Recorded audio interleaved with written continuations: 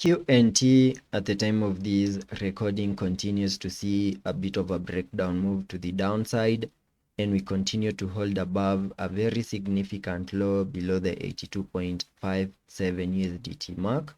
And on today's update video, I will be diving deep into the long-term perspective of the QNT chart, giving you the key areas that we need to continue holding within, and also the key scenarios that can play out on the long term. So make sure that you stick around till the end of the video. And starting the video here on the weekly chart, back in 2022, we got our bear market lows below the 40 USDT mark, and we got these aggressive bounce to the upside in what I have been terming as an impulsive EDUTEV count 1. And on that bounce, you can see the market was up more than 188.4% to the upside. And after we picked in the formation of that first wave, we started a massive breakdown move in the formation of this second wave, where you can see that at some point in this breakdown move, the market was down more than 78.07% to the lower side. And the minimum target areas for that second wave have been highlighted on the charts between the 133.93 USDT mark and the 62.39 USDT mark, an area that we have now fully maximized.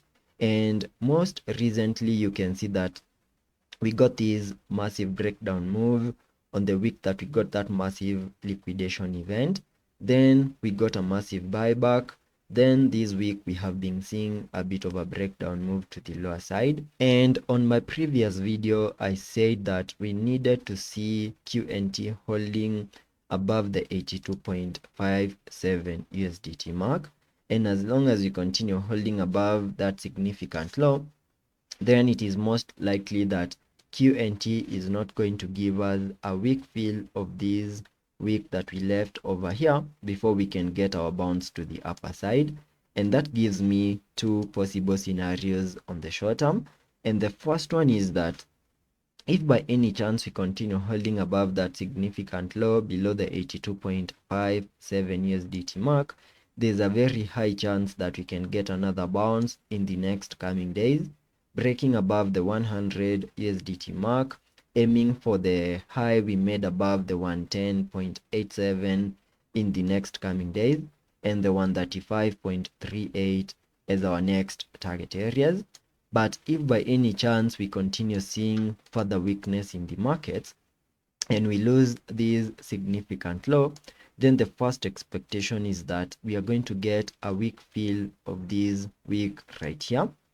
The moment we fill in the week, maybe from that point we can now start evaluating whether we can get another bounce, because remember we are still in this second wave. And once we have now a confirmed low in place in the formation of that wave 2, we can easily start another bounce to the upside in the formation of this wave 3, which I expect to give us a new all-time high.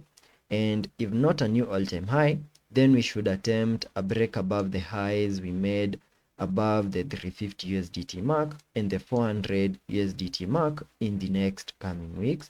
We also need to be very cautious, because if by any chance we get a weak fill and we also get a reset of the lows we made on the 5th of August 2024 below the 50.74 USDT mark, it is most likely that QNT can easily break down all the way to the bear market lows, give us a bear market, that is a reset of the bear market lows.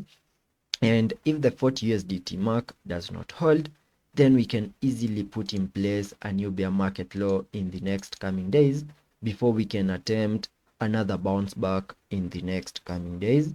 So those are the key scenarios that can unfold here on the QNT chart.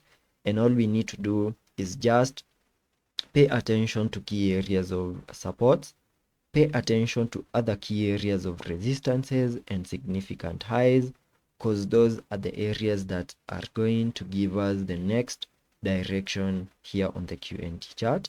And that is all that I expect, and let us be patient and see how that plays out, and I will ensure you stay up to date.